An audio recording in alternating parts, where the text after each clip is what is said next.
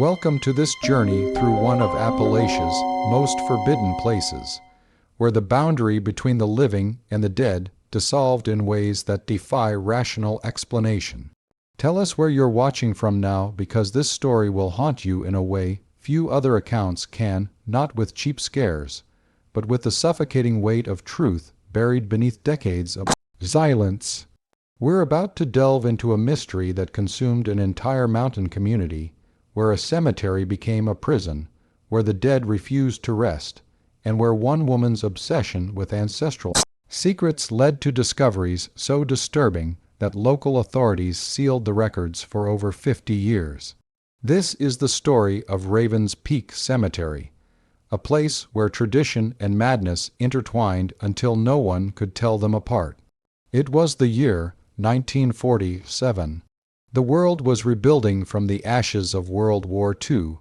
Soldiers were returning home to find their towns changed, and America was entering an era of unprecedented prosperity and optimism.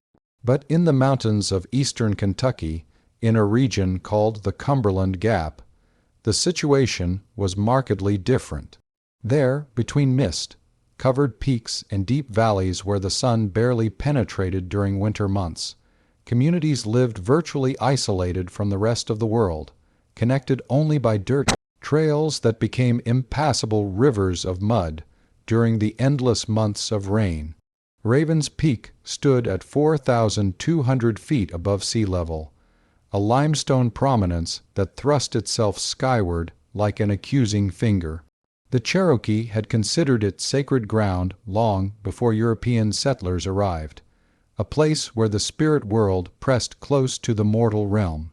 They had avoided building on its summit, though they would climb there for vision quests and burial rites.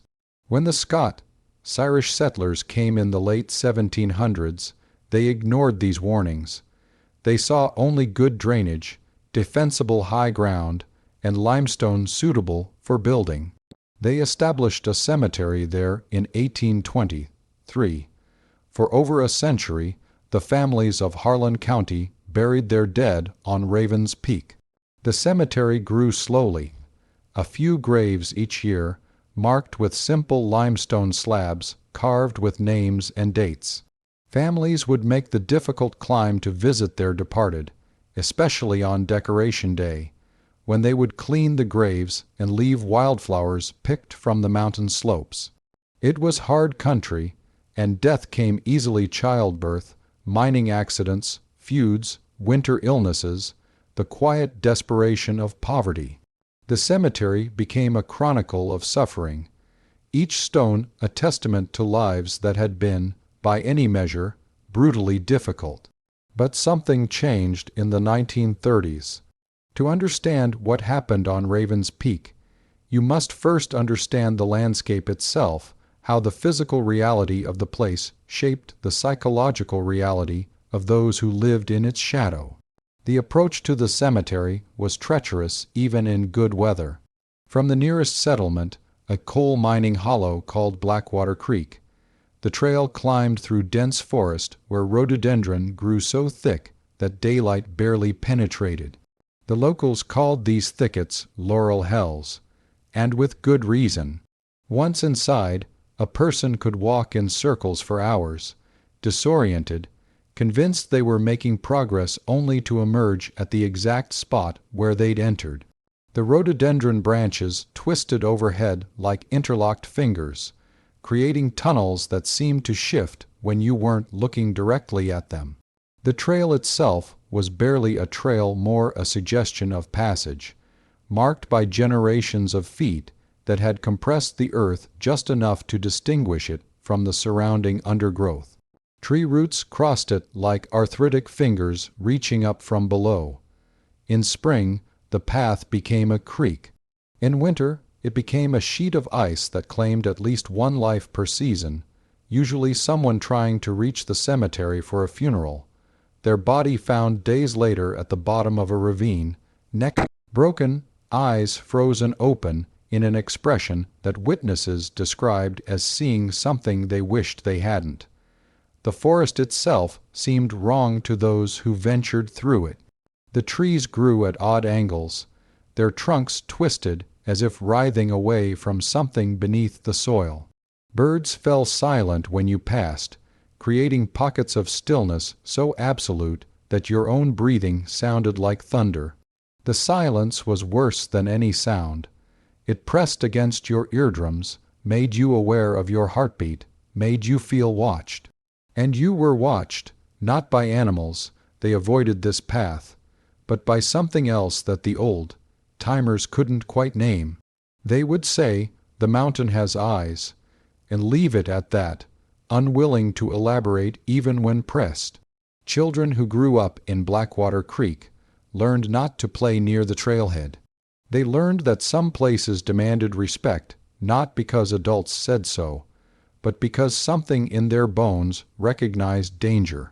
The cemetery itself occupied a clearing at the summit, roughly circular, about 2 acres in diameter. Limestone bedrock thrust through the thin soil in jagged outcroppings, and the graves had been wedged into whatever earth could be found between the stone. Some graves were stacked, bodies buried one atop another, as families ran out of suitable ground. The limestone absorbed water, so even after weeks of drought, the cemetery retained a damp, cold quality that seeped into your boots and seemed to travel up your spine. A low stone wall, built without mortar, encircled the cemetery. The wall had gaps where stones had fallen, creating entrances that faced the 4 cardinal directions: north, south, east, west. Local tradition held that you should enter from the east, where the sun rose, and exit from the west, where it set. To do otherwise was to confuse the dead, to risk them following you home. The graves themselves were marked inconsistently. The oldest were simple fieldstones with names scratched into the surface, many now illegible after a century of weathering. Wealthier families had installed carved limestone markers, their inscriptions still readable. Here lies Martha Ann Whitfield, born 1834, died 1862. The Lord giveth and the Lord taketh away. Some markers had symbols clasped hands for married couples, lambs for children, weeping willows for particularly mourned deaths. A few had warnings: "Remember, friend, as you pass by, as you are now, so once was I. As I am now, so you must be. Prepare for death and follow me." In the center of the cemetery stood the oldest grave, predating the official establishment of the burial ground by at least 2 decades. No name marked the stone, just a date, 1803, and beneath it, carved in letters that time had deepened rather than eroded, a single word in a language none of the settlers recognized. The Cherokee who occasionally passed through would look at it, shake their heads, and quicken their pace. When pressed, they would say only, "That one should not have been buried in the earth. That one should have been given to the fire." By the 1930s, families had begun to avoid the cemetery except when absolutely necessary. Funerals became rushed affairs, mourners hurrying through the service and practically running down the mountain before sunset. No one wanted to be caught on Raven's Peak after dark, not anymore, because people who stayed after dark didn't always come back down. The first disappearance that anyone would officially acknowledge occurred on October 7, 1934. Thomas Brennan, age 42, a coal miner with a wife and 4 children, climbed to Raven's Peak to visit his father's grave. His father had died 6 months earlier in a mining accident, a tunnel collapse that had crushed 17 men. Thomas had been on a different shift, had survived while his father died, and the guilt had been eating at him since. His wife, Margaret, later told the sheriff that Thomas had become obsessed with visiting the grave, that he would climb the mountain 2 or 3 times per week, sitting beside the fresh earth, hours, talking to his father as if expecting an answer. On that October afternoon, Thomas climbed the trail as usual. Several people saw him pass through Blackwater Creek around 2 in the afternoon. The weather was clear, unusually warm for autumn, with that crystalline quality the light gets in mountain country during fall. Thomas carried nothing except a small bundle wrapped in cloth. His lunch, Margaret assumed, though she couldn't be certain. He never came home. When he didn't return by dark, Margaret raised the alarm. By lantern light, a search party of 8 men climbed to Raven's Peak. They found the cemetery exactly as it should be, stones in place, earth undisturbed, no signs of struggle. Thomas's lunch bundle sat on his father's grave, the cloth neatly folded, the food untouched. His hat hung on the gravestone. But Thomas himself had vanished. The search party spread out, calling his name, their voices echoing off the limestone cliffs that surrounded the peak. Nothing. They searched until dawn, examining every inch of the summit, looking for signs that Thomas had fallen from one of the cliffs. They found no blood, no torn clothing, no indication that anything violent had occurred. Thomas Brennan had simply ceased to exist. The sheriff at that time was a man named Walter Hutchins, a practical individual who had served in World War I and had little patience for mountain superstitions. He organized a more extensive search, bringing in men from 3 neighboring counties. They combed the forest, examined the ravines, questioned everyone who might have seen Thomas. The prevailing theory was that he had fallen from one of the cliffs in an area they hadn't yet searched, that his body would turn up eventually. It never did. What they did find 3 weeks later was Thomas's jacket. It hung on a tree branch near the cemetery entrance, carefully draped as if someone had deliberately placed it there. The jacket was dried despite several rainstorms. It showed no signs of weathering, no tears or stains. In the pocket, searchers found a piece of paper with writing on it. Thomas's handwriting, Margaret confirmed. The note said, "They're not sleeping. They never were."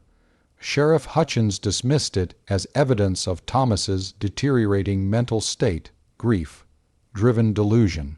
He closed the investigation, officially declaring Thomas Brennan deceased, cause unknown, body unrecovered. The family held a memorial service. Life continued, but the disappearances didn't stop. Sarah Colbert, age 67, vanished on April 2, 1935, while visiting her husband's grave.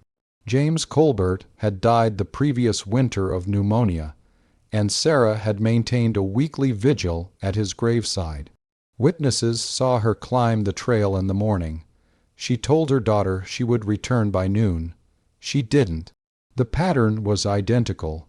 No body, no evidence of foul play, personal effects left behind at the grave. In Sarah's case, it was her shawl and a small Bible she always carried. The Bible was open to Psalms chapter 23. Yea, though I walk through the valley of the shadow of death, I will fear no evil. Someone had underlined the word shadow 3 times. Then Robert Mackenzie, age 38, disappeared on July 19, 1935. He had climbed to Raven's Peak to bury his stillborn son, a tiny coffin that he carried himself because the family couldn't afford a proper funeral. His wife was too ill to make the climb. Robert told his brother he would return before dark. He didn't return at all. The search party found the small coffin buried in a shallow grave. Robert's shovel stood upright in the earth beside it. His water flask sat on a nearby stone, but Robert himself gone. By now, the pattern was unmistakable. 3 people, 3 disappearances, all from Raven's Peak Cemetery, all leaving their possessions behind as if they had simply stepped away for a moment and forgotten to return. Sheriff Hutchins tried to maintain his rational explanations: accidental falls, wild animal attacks, deliberate abandonments. But even he began to avoid the mountain. The community response was predictable: terror wrapped in superstition. People stopped visiting the cemetery entirely. Families who had dead waiting to be buried chose to inter them elsewhere, even if it meant traveling to neighboring counties. The trail to Raven's Peak became overgrown. The cemetery fell into disrepair, and the stories began to multiply. A hunter claimed he had seen lights moving among the graves after midnight, not firelight or lantern light, but a cold, blue-white luminescence that pulsed like a heartbeat. A child reported hearing singing from the direction of the peak, voices in harmony performing hymns that hadn't been sung in the region for generations. A moonshiner, setting up his still in the woods below the cemetery, swore he had watched a figure in old-fashioned dress walk through the stone wall as if it were mist.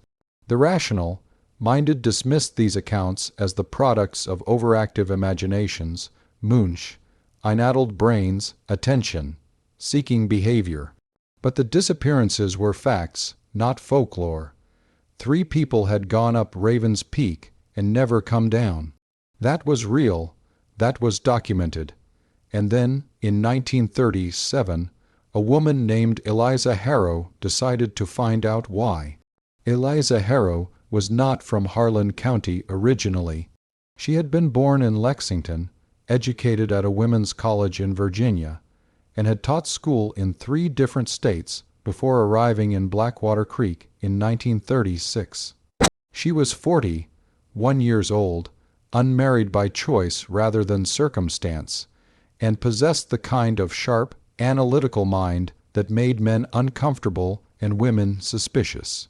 She had come to the mountains to escape a scandal, an affair with a married colleague that had destroyed both their careers.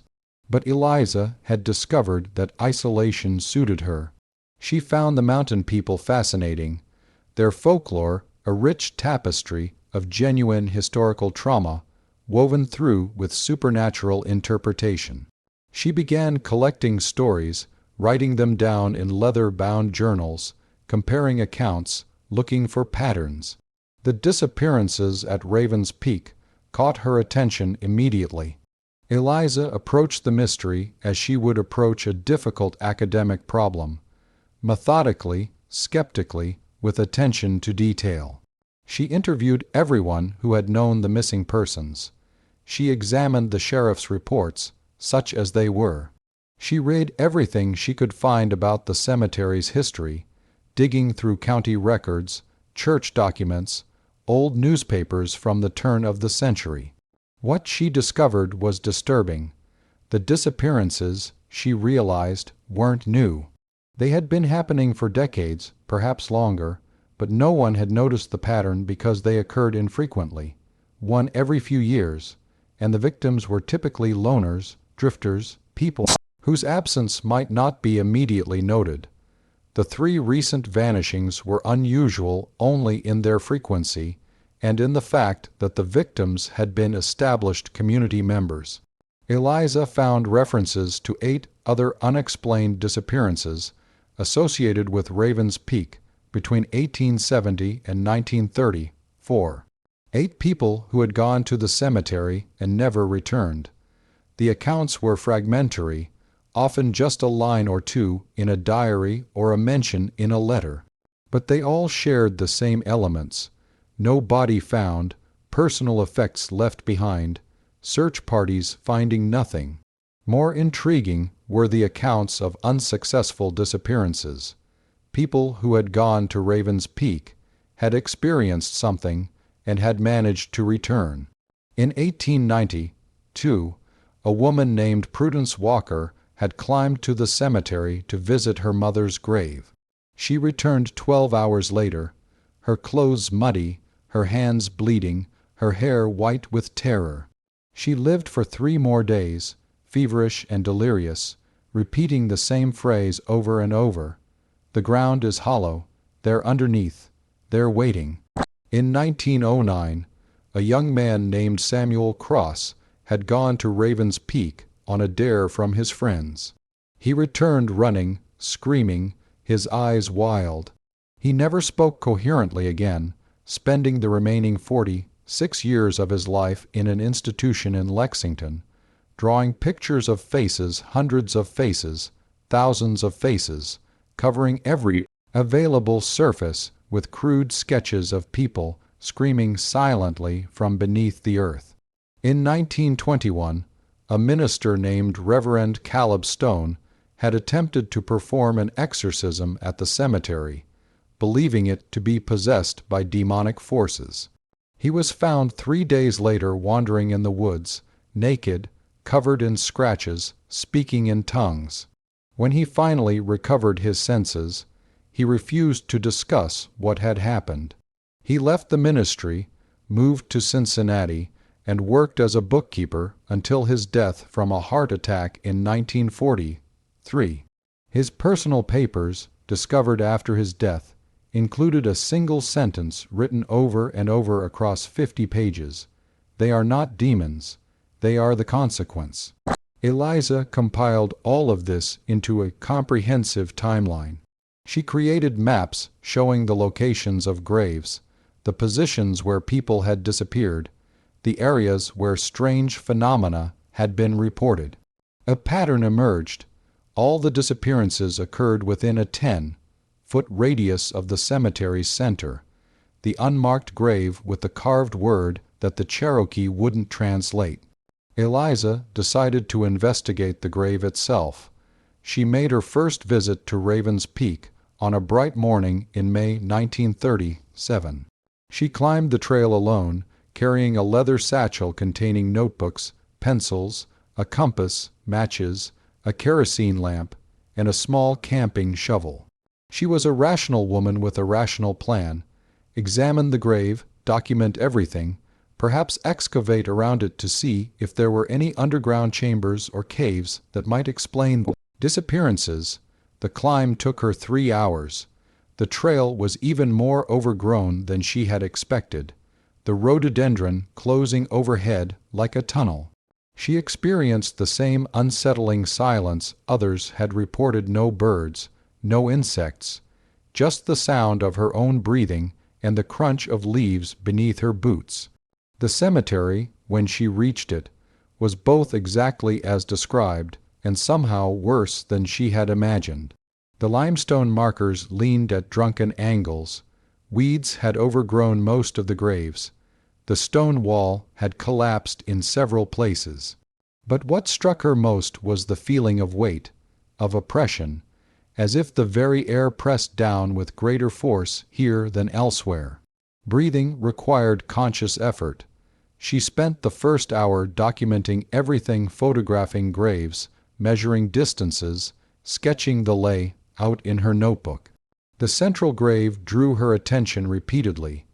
The stone was larger than the others, perhaps 6 feet long and 3 feet wide, lying flat against the ground rather than standing upright. The carved word remained clearly visible despite weathering that had worn away most other inscriptions. Eliza ran her fingers over the carving. The stone was cold, far colder than it should have been given the warm day. And there was a vibration, so faint she might have imagined it, like a distant engine running beneath the earth. She began to dig. The soil was thin here, mostly clay mixed with decomposed leaves. Her shovel bit through easily. 6 inches down, she hit limestone bedrock. She cleared the dirt away from around the gravestone, exposing its edges. What she found made her pause. The stone wasn't sitting on the bedrock. It was the bedrock, a single piece of limestone that had been carved in place, smoothed and shaped but not moved. And at each corner there were holes drilled into the stone, precisely carved holes, about an inch in diameter, descending straight down into the rock. She put her ear to one of the holes and listened. Years later, in testimony that would be sealed by court order, Eliza would describe what she heard. It was not wind. It was not water moving through underground chambers. It was breathing slow, deliberate, the kind of breathing a person does when they're trying to remain very quiet, trying not to be discovered. Multiple people, their breaths slightly out of sync, creating a layered sound, like waves washing against a shore, and beneath that, so faint I might have imagined it, there were words, not English, not Cherokee, something older. Eliza stood up quickly, her heart racing. She looked around the cemetery, suddenly aware of how isolated she was, how the trees seemed to lean inward, how the shadows had grown longer despite it being only early afternoon. She packed her tools and left, walking quickly at first, then running as she reached the trail. She didn't stop running until she reached Blackwater Creek. But she didn't abandon her investigation. If anything, what she had heard made her more determined. Over the next 6 months, Eliza conducted extensive research into the region's history, particularly the period before European settlement. She corresponded with anthropologists, historians, and linguists. She showed sketches of the carved word to anyone who might recognize it. Most couldn't help. A few recognized it as Prekal, Umbian, possibly related to the mound builder cultures that had occupied the Ohio River Valley centuries before the Cherokee arrived. One response particularly intrigued her. A professor at the University of Chicago wrote, "The symbol you've sent matches, with slight variations, a marking found on burial mounds in southern Ohio and eastern Kentucky. These mounds date to approximately 500 BC to 400 CE.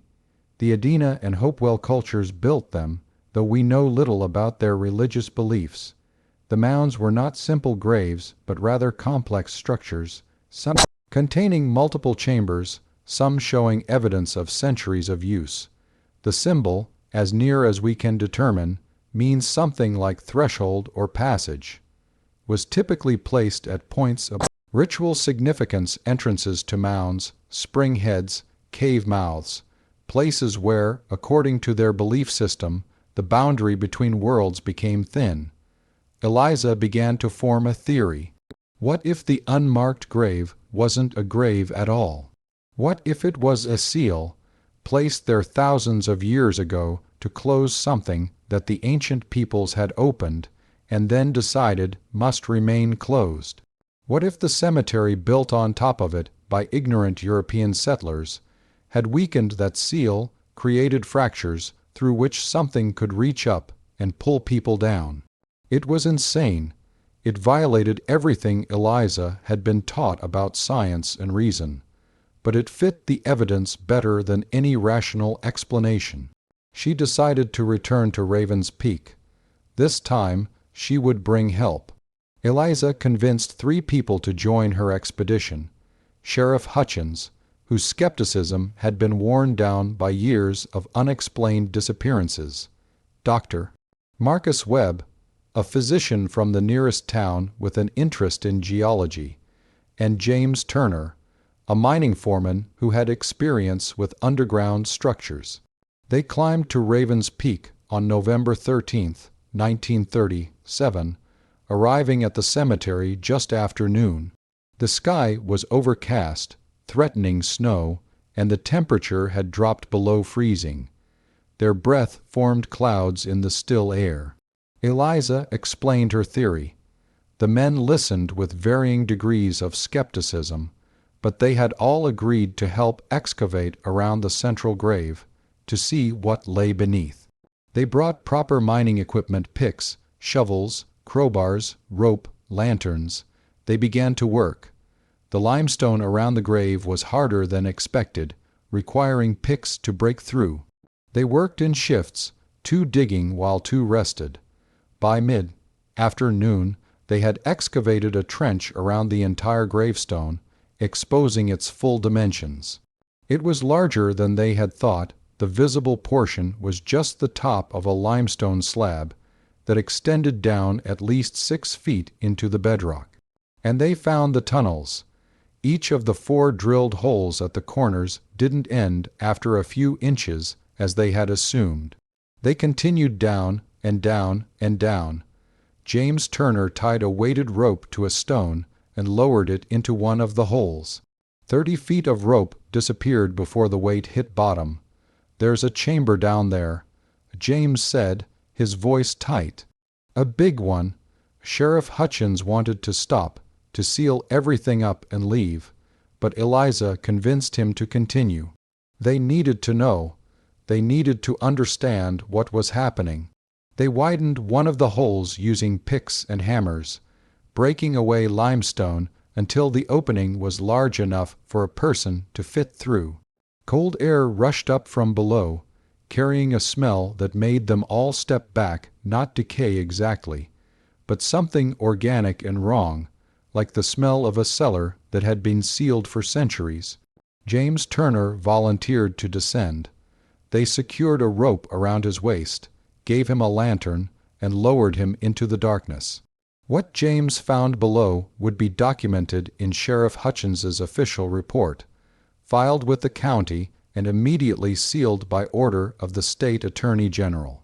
The report wouldn't be publicly available until 2008, 1 year later. Even then, portions would be redacted. The unredacted sections describe a cavern approximately 40 feet in diameter, carved from the limestone by unknown hands in an era before written history. The walls were smooth, worked by tools that left marks unlike anything James had seen in his years of mining. The ceiling was domed, supported by pillars of stone that had been carved from the bedrock rather than built. And along the walls there were alcoves, hundreds of them, each about 6 feet long and 3 feet wide. Each one occupied. The bodies were in various states of preservation, some mere skeletons, others disturbingly intact despite obvious antiquity. They wore clothing from different eras, buckskin and woven cloth from Native American periods, rough wool from early settlement days, more modern fabrics from the late 1800s and early 1900s. James Turner recognized several of them from photographs he had seen. Thomas Brennan, Sarah Colbert, Robert Mackenzie, the 3 recent disappearances. They lay in alcoves carved into the rock, their expressions peaceful, their hands folded across their chests. But they weren't decomposing. Their skin was waxy but intact. Their eyes were closed but not sunken. They looked as if they had been sleeping for a few hours rather than years. And in the center of the chamber, directly beneath the sealed opening, there was a pit. It descended into darkness beyond the reach of James's lantern. Carved steps spiraled down into it, worn smooth by uncounted years of use. The smell came from that pit, organic, alive, waiting. James Turner spent 5 minutes in that cavern. When they pulled him up, his face was white, his hands shaking. He wouldn't speak for an hour. When he finally did, he said only, "We need to seal it. We need to seal it now and never come back." But Eliza had to see for herself. Against everyone's protests, she insisted on descending. Sheriff Hutchins tried to physically prevent her, but she was beyond reason, beyond caution. She had spent months pursuing this mystery, and she would not turn back now. They lowered her into the darkness. What Eliza experienced during her 12 minutes in that cavern was never officially recorded. The sheriff's report mentions only that Miss Harrow descended into the chamber and confirmed Mr. Turner's observations. But in her personal journals, discovered after her death in 1983, she wrote more extensively. She described the bodies in the alcoves, noting that they seemed to be arranged chronologically, with the oldest near the entrance and the more recent near the center. She described the preservation, which violated every principle of biology and decay. Most significantly, she described the pit. She had descended the spiral stairs, she wrote, for approximately 50 feet. The walls of the pit were carved with symbols, the same word repeated over and over, along with others she didn't recognize. And at the edge of her lantern light, the stairs ended at what appeared to be a stone door, sealed with the same material as the gravestone above. A massive slab of limestone fitted so perfectly into the opening that no light leaked through, but she could hear something behind it, movement, breathing, and voices, dozens of voices, speaking in unison, repeating words in a language she didn't understand, but whose meaning she somehow grasped. We are the threshold, we are the passage, we are the consequence of opening doors that should remain closed. Eliza fled then, climbing the stairs with a speed born of pure terror. When they pulled her up, she was weeping, her journal clutched to her chest. "We have to seal it," she said, echoing James Turner's words. "We have to seal it, and make sure no one ever opens it again." They worked through the night, mixing cement they had brought for the purpose, filling the hole they had expanded, covering it with earth and stones. They worked in complete silence, except for their labored breathing and the scrape of shovels against limestone. None of them spoke about what they had seen. By dawn, the grave looked much as it had before, though the earth was disturbed, the limestone around it scarred from their tools. Sheriff Hutchins posted a legal notice declaring the cemetery closed indefinitely, citing structural instability and public safety concerns. He stationed a deputy at the trail head to prevent anyone from climbing to Raven's Peak.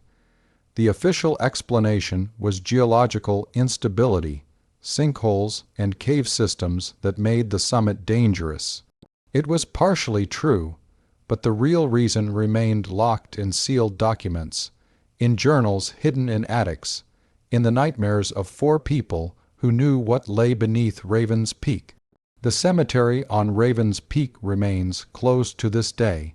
In 1950, too, the state government purchased the land and designated it a protected geological area, prohibiting all access without special permits. Officially, this was to prevent accidents in the unstable cave systems beneath the mountain. Unofficially, it was to ensure that no one would ever again attempt to excavate the sealed chamber. The bodies of Thomas Brennan, Sarah Colbert, and Robert Mackenzie were never recovered. Legally, they remain missing persons, though everyone involved knew exactly where they were preserved in stone alcoves 40 feet beneath the earth, sleeping in a cavern where time moved differently, where the normal rules of decay and death didn't apply. Eliza Harrow never married, never left Harlan County despite numerous opportunities to do so. She taught school until her retirement in 1967, and by all accounts, she was an excellent teacher-patient, knowledgeable, inspiring. But those who knew her well noted that she never visited cemeteries, never attended funerals, and would become visibly distressed if anyone mentioned Raven's Peak in her presence. In her final years, living alone in a small house in Blackwater Creek, she filled journal after journal with theories about what lay beneath the mountain. She became convinced that the chamber was not unique, that similar structures existed throughout Appalachia, sealed by ancient peoples who understood something about the nature of death and the boundary between states of being, something that modern civilization had forgotten. She died on February 19, 1983, of natural causes. Her journals were discovered by her executor, a lawyer from Lexington who had been her student decades earlier. He read them, then drove to Raven's Peak and spent an hour sitting at the blocked trailhead, thinking about what he had read. He donated the journals to the Kentucky Historical Society with instructions that they be sealed until 2050-60, 7 years from the date of Eliza's death, the same span of time that had passed between the cavern's discovery and her passing. Sheriff Walter Hutchins retired in 1955 and moved to Florida, where he lived until his death in 1972. He never spoke publicly about Raven's Peak, though his grandson would later claim that in his final days, delirious with fever, Hutchins had talked about the things beneath the mountain and the price of curiosity.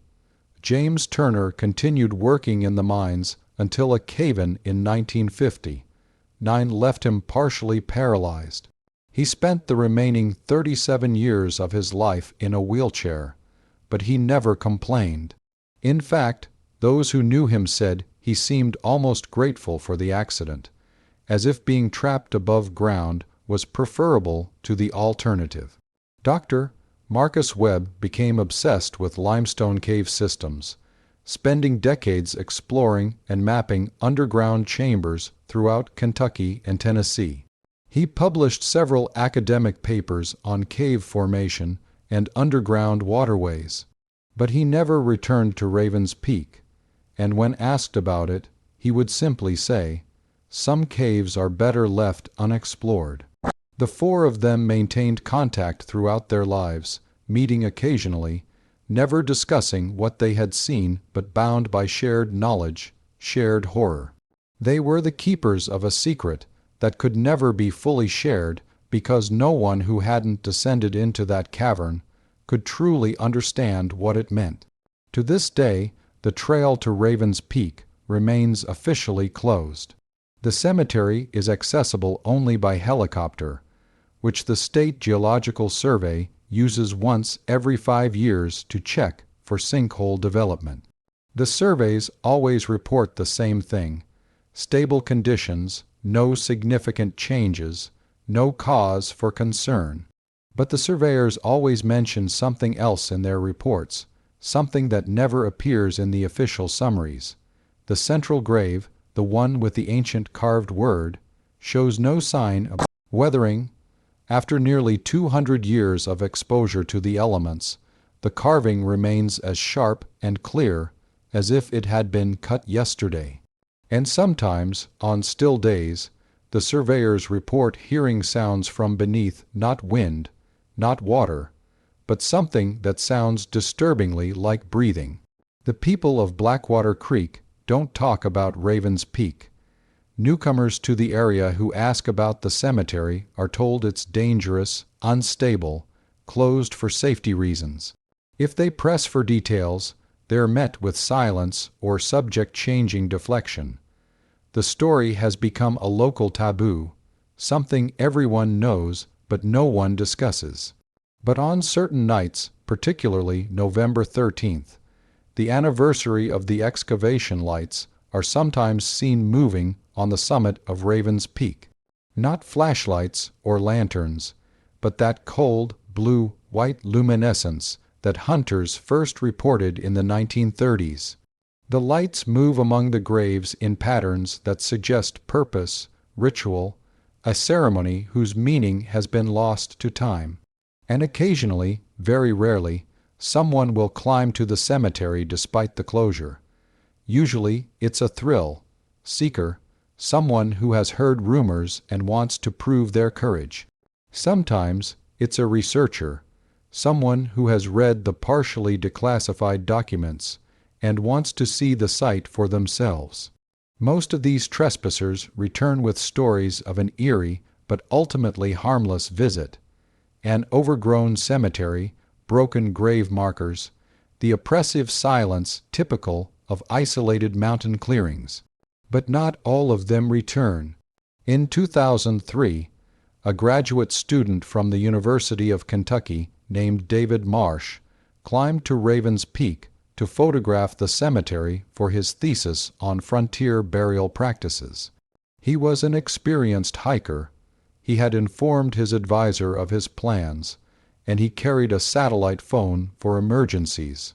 He reached the summit around 1 in the afternoon on a clear September day. He never came back down.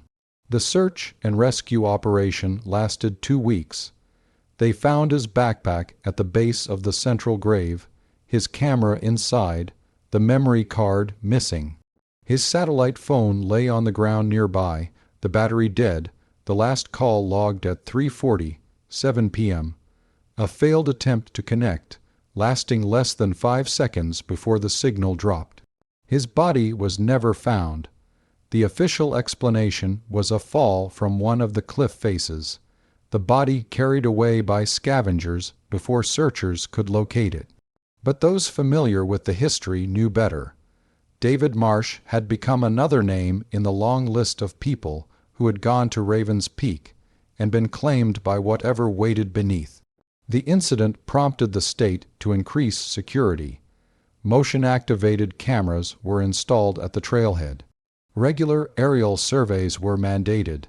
Signs warning of extreme danger were posted every 100 yards along the approach. Fines for trespassing were increased to $10,000, with possible jail time for repeat offenders. And still, every few years, someone disappears. The question that haunts anyone who knows the full story is this: what lies behind the stone door at the bottom of the pit? What was sealed there thousands of years ago by people who understood something about death that we have forgotten? The alcoves in the cavern suggest a purpose. They were designed to hold bodies, to preserve them in that state between life and death, neither truly one nor the other. But why, and what happens to those bodies over time? Do they remain frozen in that twilight state forever, or is preservation merely the first stage of something else, a transformation we cannot comprehend? Eliza Harrow's journals, still sealed until 2050, apparently contain her theories. Those who have read the executor's summary heavily redacted, though it is say that Eliza believed the chamber was a kind of threshold, a liminal space where the boundary between life and death dissolved. She believed that the ancient peoples who built it understood death not as an ending but as a passage, and that they had created these chambers to allow certain individuals to make that passage slowly over centuries while remaining tethered to the physical world. But why? To what purpose? And most disturbingly, what lies at the end of that passage, behind the sealed door? We may never know. The chamber has been filled with cement, the grave sealed with concrete and steel rebar, the entire summit declared permanently off limits. The state has made it clear that no future excavation will be permitted, regardless of scientific or historical interest. Some knowledge, they have decided, is too dangerous to pursue, yet the mystery endures. The lights continue to appear on the summit. The sounds continue to drift up from beneath the earth. And the central grave, with its carved word that no one can fully translate, continues to resist the weathering that has eroded everything around it. The Cherokee were right to avoid Raven's Peak. The ancient peoples who sealed the chamber were right to mark it with warnings. And Eliza Harrow, despite her courage and curiosity, was right when she wrote in her final journal entry, "Some doors were closed for a reason. The tragedy is not that we've forgotten why. Tragedy is that we keep trying to open them anyway." The story of Raven's Peak Cemetery remains one of Appalachia's most disturbing mysteries, not because of what we know, but because of what we can never know. The sealed chamber beneath the mountain holds secrets that span thousands of years, connecting ancient civilizations to modern disappearances in ways that challenge everything we think we understand about life, death, and the spaces between. What makes this story particularly unsettling is its verifiability. Unlike many tales of supernatural phenomena, the events at Raven's Peak are documented sheriff's reports, geological surveys, legal documents declaring the cemetery closed. David Marsh's disappearance in 2003 was covered by the Lexington Herald. Leader: the state's purchase of the land in 1950, too, is a matter of public record. These are facts, not folklore, but questions remain, hovering like mist over the mountain. The bodies in the alcoves, do they dream in their preserved state? Are they aware of the centuries passing? When new victims are claimed by the chamber, do they join some consciousness that exists below, some collective awareness that transcends individual identity? And perhaps most troubling, what would happen if the seal were broken, if the stone door at the bottom of the pit were opened? What would emerge from that darkness? What would it mean for the boundary between life and death to be permanently dissolved, for the threshold to become a passage that anyone could walk through? These questions keep people away from Raven's Peak more effectively than any fence or warning sign. The human imagination is powerful, and the unknown terrifies us in ways that the known, no matter how horrible, cannot. Better to leave some mysteries unsolved, some doors unopened, some questions unanswered.